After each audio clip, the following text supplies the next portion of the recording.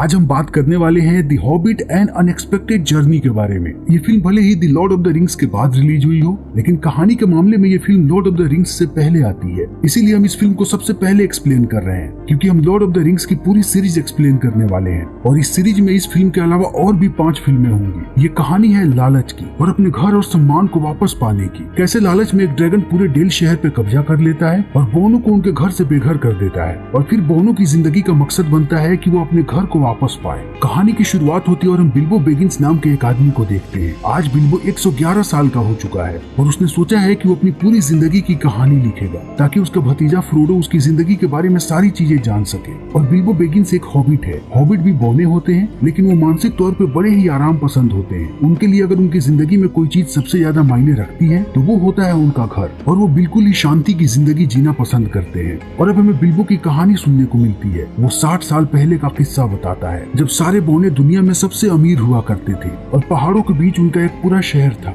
और यहाँ पे बड़ी शांति थी। और इस शांति का श्रेय जाता है यहाँ के राजा को, जिनका नाम है थ्रोर। और यहाँ के सारे बोनों का काम है कि वो पहाड़ों में खुदाई करें और उसके अंदर से वो सोना निकाले, क्योंकि यहाँ के पहाड़ों में हर जगह सोना भरा हुआ है और ये सारे बोने यही काम करते हैं। और इन सारे बोनों के हाथों में जादू है। ये कैसे भी सोने और हीरे को आकार देने में माहिर है और इन बोनों की जिंदगी ऐसे ही चलती जाती है। तभी एक दिन एक बोने को खुदाई के वक्त एक बहुत ही बड़ा हीरा मिलता है, जिसे देखने के बाद वो चकाचौंध हो जाता है। और फिर ये हीरा पहुंचता है राजा थ्रोर के पास, और इस हीरे को देखते ही राजा इस हीरे के प्रति सम्मोहित हो जाता है और वो हीरे को अपने आप से बिल्कुल भी अलग नहीं करना चाहता। इसीलिए वो हीरे को अपने सिंहासन के पास लगाता है और सारी दुनिया को ये कहता है कि ये हीरा एक ईश्वर का वरदान है और ईश्वर चाहते हैं कि मैं हमेशा राजा बना रहूं। इस हीरे का यही मतलब है। और अब समय ऐसे ही बीतते जाता है, लेकिन थोड़े वक्त के बाद इस शहर पे हमला होता है एक ड्रैगन का, और इस ड्रैगन का नाम होता है स्मॉग। और ड्रैगन्स के लिए अगर दुनिया में कोई चीज सबसे प्यारी है तो वो है सोना। और स्मॉग को पता है कि यहाँ पे सोना बहुत ही ज्यादा है, इसीलिए सोने का लालच स्मॉग को यहाँ पे खींच करके लाया है। और जल्दी ये स्मॉग इस पूरे शहर को तबाह कर देता है और यहाँ पे हर जगह लोग भागने लगते हैं और अपनी जान बचाने लगते हैं। लेकिन थ्रोर को अपनी जान से ज्यादा उस हीरे की चिंता है, इसीलिए वो सिंहासन के पास से हीरा निकालता है और हीरे को लेकर के भागने लगता है। तभी उसका पैर लड़खड़ाता है और वो नीचे गिर जाता है और फिर वो हीरा फिसल करके सोने के बीच चला जाता है। और थ्रोर उस हीरे के लिए सोने के बीच में भी जाने को तैयार होता है। तभी वहाँ पे उसका पोता आ जाता है थोरिन, और वो राजा को यहाँ से खींच करके लेकर के जाने लगता है, क्योंकि यहाँ पे हर तरफ स्मॉग ने तबाही मचा रखी है और हर जगह आग लगी हुई है और इस ड्रैगन ने बहुत सारे बोनों को मार दिया है। और जो बचे खुचे लोग हैं वो यहाँ से भाग रहे हैं और उन्हें पता है कि अब वो इस शहर में कभी भी वापस नहीं आ पाएंगे और उनका घर अब छिन चुका है और अब ये लोग पहाड़ों से बाहर निकल चुके हैं। तभी सारे बोनों की नजर पड़ती है एक बड़ी सी सेना पे,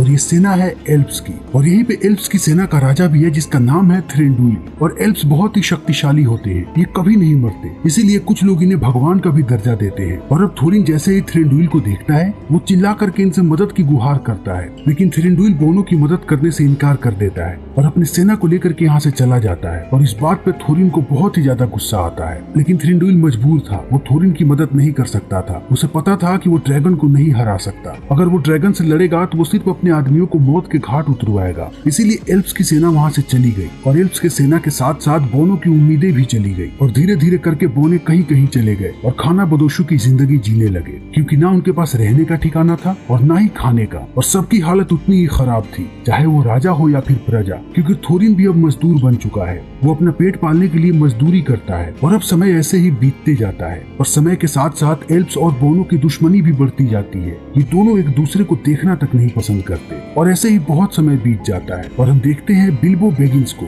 जो कि अभी बहुत ही जवान है। और अचानक एक दिन उसके घर पे एक जादूगर आता है जिसका नाम होता है गैंडाल्फ। और गैंडाल्फ यहाँ बिल्बो से कहता है कि वो उसे बचपन से जानता है, और बिल्बो को भी याद आ जाता है कि वो गैंडाल्फ को बचपन से जानता है, लेकिन वो उसे पहचानने से इनकार करता है, क्योंकि बिल्बो नहीं चाहता कि उसके घर पे कोई भी मेहमान आए। और बिल्बो यहाँ से गैंडाल्फ को भगाने के बहुत सारे बहाने बनाने लगता है और गैंडाल्फ भी इस बात को समझ जाता है। इसीलिए वो चुपके से बिल्बो के दरवाजे पे एफ लिख देता है। एफ का मतलब होता है फूड, यानी कि खाना, और दरवाजे पे एफ लिखने का मतलब ये है कि यहाँ पे दावत होने वाली है और जो भी व्यक्ति इस अक्षर को देखता है वो निमंत्रित है इस दावत में। लेकिन बिल्बो को ये बात बिल्कुल भी पता नहीं चलती और वो अपने काम में ही मशगूल रहता है। और रात में वो जैसे ही खाना खाने वाला होता है तभी उसके दरवाजे की घंटी बजती है और यहाँ पे एक बोना आता है और वो आते ही बिल्बो से पूछता है कि खाना कहाँ है। और वो घर के अंदर घुसता है और वो बिल्बो का खाना खा जाता है। और तभी बिल्बो का दरवाजा फिर से बजता है और अब यहाँ पे एक एक करके 13 बोने आते हैं, जिनमें थोरिन भी शामिल होता है। और ये सारे बोने बिल्बो का वर्षों का खाना खा जाते हैं, तब भी इनकी भूख नहीं मिटती। और वो पूरे घर को तहस नहस कर देते हैं। तभी वहाँ गैंडाल्फ आता है और गैंडाल्फ के आने के बाद बिल्बो को पता चलता है कि ये सब उसने ही किया है और ये सब उसने जानबूझ के किया है, क्योंकि वो सारे बोनों को एक पास बुलाना चाहता था।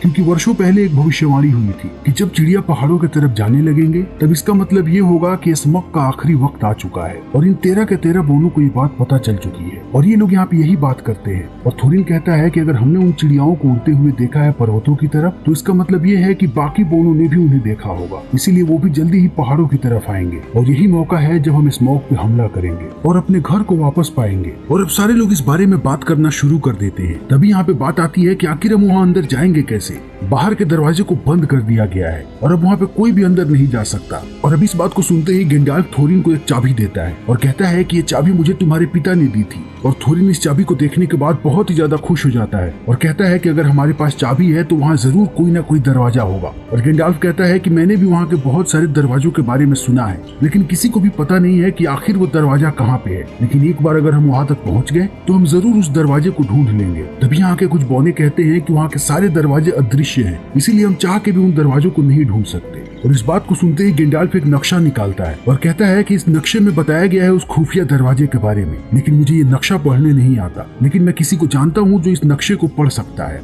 और अब सारे के सारे बोने तैयार हो जाते हैं अपने घर को वापस लेने के लिए। तभी गैंडाल्फ कहता है कि हमें एक और शख्स की जरूरत पड़ेगी और वो आदमी होना चाहिए हॉबिट, क्योंकि स्मॉग हमारे गंध से भली भांति वाकिफ है। इसीलिए हमें अपने समूह में एक हॉबिट को शामिल करना पड़ेगा, क्योंकि स्मॉग हॉबिट को नहीं सूंघ पाएगा। और अगर हमारे समूह का कोई आदमी ड्रैगन के नजदीक चला जाए तब ये चीज हमारे लिए सबसे अच्छी होगी। और तभी गैंडाल्फ कहता है कि हमें वो हॉबिट मिल चुका है, वो हॉबिट है बिल्बो। लेकिन बिल्बो जैसे ही इस बात को सुनता है वो इनकार कर देता है, क्योंकि हॉबिट को सबसे प्यारा अपना घर होता है और वो अपने घर से कभी भी दूर नहीं जाना चाहते। और दूसरी बात यह है कि हॉबिट डरपोक होते हैं और बिल्बो को पता है कि अगर उसने हाँ किया तब उसे ड्रैगन के नजदीक जाना पड़ेगा। और पूरी दुनिया जानती है कि ड्रैगन्स कितने खतरनाक होते हैं, इसीलिए वो साफ साफ मना कर देता है कि वो उनके साथ नहीं आएगा। और इतना कहने के बाद बिल्बो सोने चला जाता है। लेकिन सुबह में जैसे उसकी आंख खुलती है वो देखता है कि सारे बोने यहाँ से गायब हो चुके हैं और गैंडाल्फ भी। और अब बिल्बो को एहसास होता है कि उन्हें उनकी मदद करनी चाहिए, इसीलिए बिल्बो अपना सामान लेकर के यहाँ से दौड़ के भागने लगता है ताकि वो जल्दी ही बोनों के पास पहुंच सके। क्योंकि बिल्बो इस बात को प्रूव करना चाहता है कि हॉबिट्स डरपोक नहीं होते और वो सबकी मदद करते हैं। और जल्दी ही बिल्बो उनके पास पहुंच जाता है और सारे लोग इसे देखने के बाद बहुत ही खुश होते हैं। और यहाँ पे हमें पता लगता है कि गैंडाल्फ ने सारे बोनों से शर्त लगाई थी कि बिल्बो जरूर आएगा, लेकिन किसी भी बोने को भरोसा नहीं था कि बिल्बो उनके साथ आएगा। और यहाँ पे गैंडाल्फ इस शर्त को जीत जाता है और अब सारे लोग आगे बढ़ने लगते हैं। लेकिन इन्हें अपने घर तक पहुँचने के लिए बहुत ही लंबा सफर तय करना है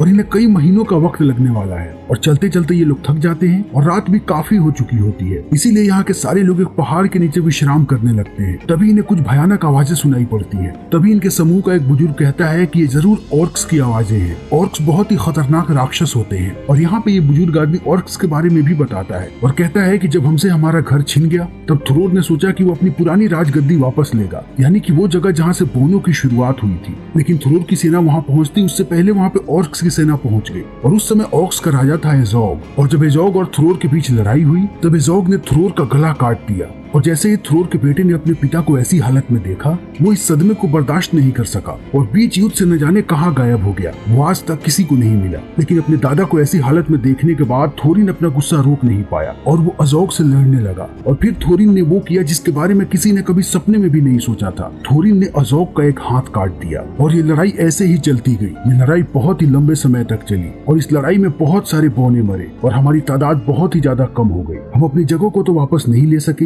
लेकिन ऑर्क्स के दिल में पहली बार डर पैदा हुआ कि उन्हें बोने भी हरा सकते हैं। और उस डर का श्रेय जाता है थोरिन को। और सारे बोनों को उस दिन अपना नया राजा मिल गया और हम सब ये लड़ाई थोरिन के लिए लड़ रहे हैं। हम थोरिन को फिर से राजगद्दी पे देखना चाहते हैं और अपना घर भी वापस पाना चाहते हैं। और फिर रात ऐसे ही बीतती जाती है और जैसे ही सुबह होती है ये सारे लोग अपने सफर पे एक बार फिर से निकल पड़ते हैं। और इसी सफर के दौरान गैंडाल्फ सारे लोगों को बताता है कि उसके जैसे 4 और जादूगर हैं और सबका रंग अलग है और वही उनकी पहचान है। और उन्हीं बाकी 4 जादूगरों में से हम एक जादूगर को देखते हैं जिसका नाम है रेडगास्ट द ब्राउन, क्योंकि वो भूरा है। और रेडगास्ट इंसानों के बीच नहीं रहता, वो जंगलों में रहता है क्योंकि उसे जानवरों से बहुत ही प्यार है और जंगल से भी। और यहाँ पे हम रेडगास्ट की शक्तियों को देखते हैं। वो किसी भी जानवर पे नियंत्रण कर सकता है और उसके साथ साथ उसकी शक्तियाँ जुड़ी हुई हैं प्रकृति से, इसीलिए उसकी शक्तियों का अंदाजा कोई भी नहीं लगा सकता। उसकी शक्तियाँ अपरंपार है और अब गैंडाल्फ थोरिन से कहता है कि तुम्हें पता है उस नक्शे को कौन पढ़ सकता है, और थोरिन पूछता है कि कौन। तब गैंडाल्फ बताता है कि इस नक्शे को सिर्फ एल्फ्स पढ़ सकते हैं, और एल्फ्स का नाम सुनते ही थोरिन भड़क जाता है और कहता है कि मैं मर जाऊंगा लेकिन मैं मदद के लिए एल्फ्स के पास नहीं जाऊंगा, क्योंकि एल्फ्स ने हमारे पीठ में खंजर घोंपा था। वो हमारी मदद के लिए तब नहीं आए जब हम घर से बेघर हो रहे थे। और गैंडाल्फ यहाँ पे कहता है कि हमारी मदद सिर्फ वही कर सकते हैं, अगर तुम्हें उनकी मदद नहीं चाहिए फिर मैं भी तुम्हारी मदद नहीं करूंगा। और इतना कहने के बाद गैंडाल्फ यहाँ से चला जाता है। और अब रात हो जाती है। जब सारे लोग आराम कर रहे होते हैं तभी उनका ध्यान आता है कि उनके घोड़े गायब हैं। तभी इन्हें पता चलता है कि इनके सारे घोड़ों को 3 राक्षस उठा करके लेकर के गए हैं, और वो राक्षस हैं ट्रोल प्रजाति के। और अब सारे बौने बिल्बो को भेजते हैं कि वो जाए और जाकर के घोड़ों को छुड़ा करके लाए, क्योंकि वो आकार में बहुत छोटा है और ट्रोल्स उसे देख नहीं पाएंगे। और जल्दी ही बिल्बो वहाँ पे चला जाता है और वो सारे घोड़ों को छुड़ा ही रहा होता है। तभी ट्रोल्स की नजर उस पर पड़ जाती है और ट्रोल्स उसे पकड़ लेते हैं, और फिर ट्रोल्स उसे खाने ही वाले होते हैं। तभी सारे बौने ट्रोल्स पे हमला कर देते हैं, लेकिन ये ट्रोल्स बहुत ही ताकतवर हैं, इसीलिए वो सारे बौनों को पकड़ लेते हैं और उन्हें आग पे भूनने लगते हैं ताकि वो उन्हें खा सके। तभी ट्रोल्स की बातों से बिल्बो को ये बात पता लग जाती है कि सुबह होते ही जैसे ही सूर्य की किरण इन ट्रोल्स पे पड़ती है ये सारे ट्रोल्स पत्थर बन जाते हैं। इसीलिए बिल्बो अब इन सारे ट्रोल्स का वक्त जाया करने लगता है और कहता है कि तुम्हें इन सारे लोगों को ऐसे नहीं खाना चाहिए। मैं बता सकता हूँ कि तुम इन्हें कैसे पकाओगे तो ये ज्यादा स्वादिष्ट लगेंगे। और फिर वो मसालों के बारे में बताने लगता है। तब तक सुबह हो जाती है और सुबह होते ही वहाँ पे गैंडाल्फ आता है और वो अपनी जादू से एक चट्टान को तोड़ता है और उसी चट्टान की तरफ से सूर्य की किरणें आ रही होती हैं। और जैसे ही ट्रोल्स पे किरणें पड़ती हैं तीनों ट्रोल्स पत्थर बन जाते हैं और सारे लोग बच जाते हैं और एक बार फिर से ये अपने सफर पे निकल पड़ते हैं। तभी इनकी मुलाकात होती है रेडागास्ट से, और रेडागास्ट गैंडाल्फ को बताता है कि ये पूरा जंगल बीमार है और इस जंगल को बीमार किया है बहुत सारी मकड़ियों ने, जो कि एक बहुत बड़े किले से आ रही हैं। और उस किले में एक शैतानी शक्ति है और वो शैतानी शक्ति इतनी खतरनाक है कि वो किसी भी आत्मा को अपने वश में कर सकती है, और वश में करने के बाद वो उससे कुछ भी करवा सकती है। एक बार उस बुरी साया ने मुझ पे भी हमला किया था, लेकिन मैं किसी तरीके से बच गया। और तुम्हें पता है कि वो साया किसका था? वो साया था सेरोन का, जिसे लोग नेक्रोमेंसर भी कहते हैं। और ये मकड़ियां उसी के किले डोल गुल्डूर से आ रही हैं। और रेडागास्ट को यहाँ पे लगता है कि गैंडाल्फ को उस पर विश्वास नहीं हो रहा, इसीलिए वो उसे एक तलवार देता है और कहता है कि ये तलवार उसे वहीं पे मिली थी। और इस तलवार को देखते ही गैंडाल्फ समझ जाता है कि रेडागास्ट सच बोल रहा है। और रेडागास्ट यहाँ पे बहुत ही परेशान होता है क्योंकि ग्रीनवुड जंगल दिन प्रतिदिन बीमार होते जा रहा है और रेडागास्ट के लिए ये चीज बहुत ही मायने रखती है। इसे सबसे ज्यादा अगर किसी चीज से प्यार है तो वो प्रकृति से है, और ये जंगल भी प्रकृति का एक रूप है जिसे दिन प्रतिदिन सेरोन बीमार करते जा रहा है। और इन दोनों की बातें चल ही रही होती है। तभी यहाँ पे ऑक्स के भेड़िए आ जाते हैं और वो इन पे हमला करने लगते हैं। और रेडागास्ट ये देख करके कहता है कि तुम लोग यहाँ से भागो, मैं ऑक्स को यहाँ से दूर लेकर के जाता हूँ। और वो ऐसा ही करता है। बहुत सारे ऑक्स उसके पीछे चले जाते हैं, लेकिन कुछ ऑक्स ने बोनों को देख लिया है, इसीलिए वो उनका भी पीछा कर रहे हैं। और इन ऑक्स से बचने के लिए गैंडाल्फ सारे लोगों को एक गुफा में लेकर के जाता है, लेकिन इस गुफा के अंदर भी ऑक्स घुसने वाले होते हैं। तभी एल्फ्स की सेना उन ऑक्स पे हमला कर देती है और एक एक करके उन्हें मारने लगती है। तभी सारे बोने और गैंडाल्फ इस गुफा के रास्ते भागने लगते हैं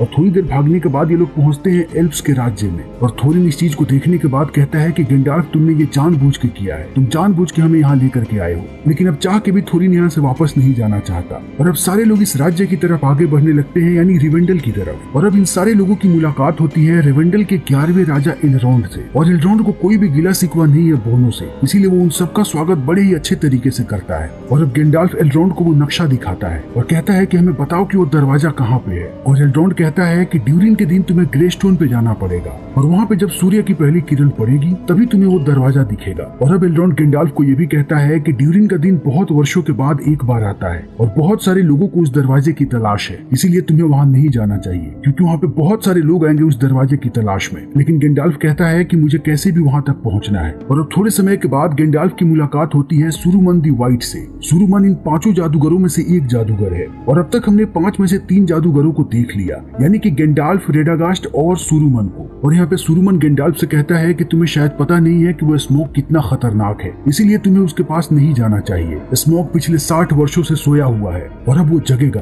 और अगर उसके जगते ही तुम उसके सामने गए तो वो तुम्हारा खात्मा कर देगा, इसीलिए तुम्हें उससे दूर रहना चाहिए। तभी गैंडाल्फ कहता है कि तुम्हें पता है कि स्मोक कितना लालची है, तो अगर इस बार वो जगा तो वो पूरी दुनिया में तबाही ला देगा, इसीलिए अगर हमने उसे नहीं रोका तो उस तबाही के जिम्मेवार हम भी होंगे। और अब यहाँ पे गैंडाल्फ बताता है सुरौन के जादू के बारे में कि सुरॉन ग्रीनवुड की जंगलों को बीमार करते जा रहा है और इस बात से रेडागास्ट बहुत ही परेशान है। लेकिन सुरुमन इन सारी बातों को कोई भी तवज्जो नहीं देता और एक बार फिर वो गेंडाल्फ को समझाने की कोशिश करता है कि तुम इन बोनों का साथ मत दो, लेकिन गेंडाल्फ इनकी बातों पे ध्यान नहीं देता और वो एक बार फिर से बोनों के साथ निकल पड़ता है। और थोड़े समय चलने के बाद ये सारे लोग पहुंचते हैं मिस्टी के पर्वतों में और तभी इन पे पहाड़ों वाले राक्षस हमला कर देते हैं। ये सारे राक्षस बहुत ही विशाल होते हैं और ये चट्टानों के बने हुए होते हैं। दरअसल यहाँ पे दो राक्षस आपस में लड़ रहे होते हैं, लेकिन ये बहुत ही ज्यादा विशाल होते हैं, इसीलिए यहाँ के सारे चट्टानों को तोड़ रहे होते हैं और इसी चपेट में ये सारे बोने चले आते हैं। तभी ये सारे लोग बचते बचाते एक चट्टान के बीच घुस जाते हैं। तभी वहाँ की नीचे की जमीन फटती है और ये सारे लोग नीचे गिर जाते हैं और ये सारे लोग जाकर के फंस जाते हैं गॉब्लिन्स के जाल में। गॉब्लिन्स भी राक्षसों की एक प्रजाति है। तभी हम एज़ोग को देखते हैं जो कि बहुत ही ज्यादा गुस्से में है क्योंकि उसे पता लग गया है कि थोर के वंश का अभी भी कोई जिंदा है। इसीलिए वो अपने सारे आदमियों को कहता है कि जाओ और उन सारे बोनों को अभी के अभी ढूंढ के मेरे पास लाओ। तभी हम सारे गॉब्लिन्स को देखते हैं जो कि सारे बोनों को पकड़ करके लेकर के जा रहे होते हैं। तभी बिल्बो छुप जाता है और कोई भी गॉब्लिन उसे देख नहीं पाता है और वो सारे लोगों को लेकर के चले जाते हैं और बिल्बो बच जाता है। लेकिन जल्दी उसका पैर फिसलता है और वो चट्टान के एकदम नीचे धरातल में आ जाता है। तभी सारे गॉब्लिन सारे बोनों को पकड़ करके लेकर के जाते हैं अपने नेता के पास जिसका नाम है ग्रेट गॉब्लिन। और ग्रेट गॉब्लिन को ये बात पता है कि एज़ोग इन सारे लोगों को ढूंढ रहा है, इसीलिए ग्रेट गॉब्लिन अपने एक आदमी को भेजता है एज़ोग के पास। और अब हम फिर से बिल्बो को देखते हैं जो कि बेहोश हो गया है और बिल्बो के पास हम एक गॉब्लिन को भी देखते हैं जिसका नाम है गोलम। और गोलम अभी एक गॉब्लिन को खींच करके लेकर के जा रहा है ताकि वो उसे खा सके। और इसी बीच उसके जेब से एक अंगूठी गिरती है और ये अंगूठी होती है सारे अंगूठियों में सबसे ज्यादा शक्तिशाली। और बिल्बो इस अंगूठी को देख लेता है और वो जल्दी उस अंगूठी को उठाता है और अपनी जेब में रख लेता है। और अब बिल्बो यहाँ से बाहर निकलने के लिए दरवाजा ढूंढने लगता है। तभी उसके सामने गोलम आ जाता है और कहता है कि अब मैं तुम्हें मारूंगा और तुम्हें खाऊंगा। लेकिन अब बिल्बो उसको अपनी बातों में उलझाने लगता है और गोलम कहता है कि ठीक है, अगर तुम बचना चाहते हो तो तुम्हें मेरे साथ एक खेल खेलना पड़ेगा, पहेलियों का खेल। और इस खेल की शर्त यही होती है कि अगर बिल्बो जीता तो गोलम उसे बाहर का रास्ता दिखाएगा और अगर गोलम जीत गया तो वो बिल्बो को खा जाएगा। और अब ये दोनों इस खेल को खेलना शुरू करते हैं और ये खेल बहुत ही रोमांचक चल रहा होता है।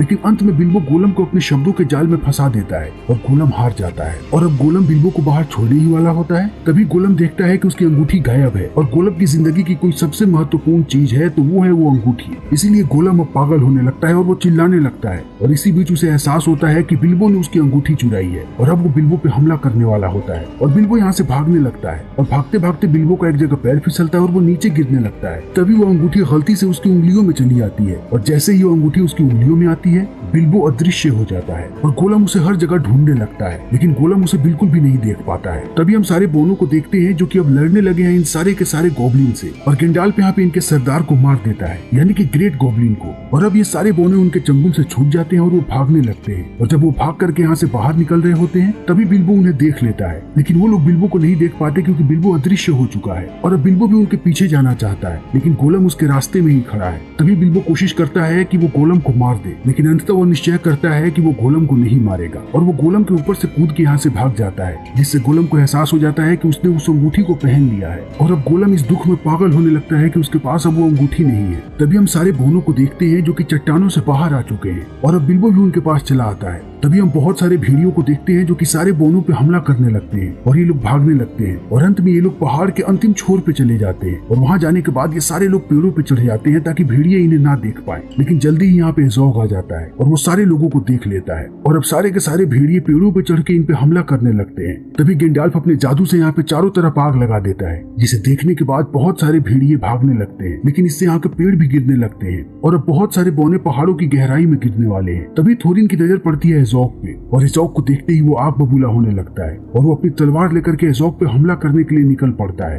तभी एज़ोग का भेड़िया उसे घायल कर देता है और अब एज़ोग का आदमी यहाँ पे आता है थोरिन का गला काटने के लिए और वो थोरिन का गला काटने ही वाला होता है। तभी वहाँ पे बिल्बो आकर के उस पर हमला कर देता है और वो थोरिन को बचा लेता है। तभी एज़ोग के बहुत सारे लोग बिल्बो की तरफ बढ़ने लगते हैं उसे मारने के लिए और अब सारे बोने इस चीज को नहीं देख पाते हैं, इसीलिए सारे बोने एज़ोग की सेना पे हमला कर देते हैं। लेकिन एज़ोग की बहुत ही विशाल सेना है, इसीलिए ये लोग ज्यादा देर तक उसके सामने नहीं टिक सकते और अब एज़ोग की सेना सारे बोनों को मारने ही वाली होती है। तभी यहाँ पे बहुत बड़े बड़े गरुड़ आ जाते हैं और वो इज़ोक के सेना के बहुत सारे राक्षसों को मार देते हैं और अंत में वो सारे बोनो और गेंडाल्फ को लेकर के यहाँ से उड़ जाते हैं और इज़ोक इन सारी चीजों को देखता रह जाता है। और ये सारे के सारे गरुड़ हैं गैलेड्रियल के और गैलेड्रियल एक एल्फ्स है और गेंडाल्फ ने तितलियों को भेजा था गैलेड्रियल के पास ताकि उसे गैलेड्रियल से मदद मिल सके, इसीलिए गैलेड्रियल ने अपने गरुड़ों को भेजा और अब जल्दी ये सारे के सारे गरुड़ इन्हें एक पर्वत पर ले जाकर के छोड़ देते हैं। और यहाँ पे थोरिन बिल्बो से कहता है कि मैं हमेशा ही तुम्हारे बारे में गलत सोचता था, मैं सोचता था कि तुम्हारा इस सफर पे कोई काम नहीं है और मैं ये भी सोचता था कि तुम एक डरपोक हो, लेकिन आज मुझे तुम्हारी साहस के बारे में पता चला। तुमने मुझे बचाने के लिए अपनी जान की भी फिक्र नहीं की और मैं जिंदगी में पहली बार इतना गलत हुआ हूँ और मुझे इस बात की बहुत खुशी है कि मैं इतना गलत साबित हुआ हूँ। और इतना कहने के बाद थोरिन बिल्बो को गले लगा लेता है और तभी हमें पता चलता है कि ये सारे लोग अपने घर के नजदीक आ चुके हैं और अब यहाँ से वो पर्वत थोड़ी ही दूरी पे है जहाँ पे इनका घर है।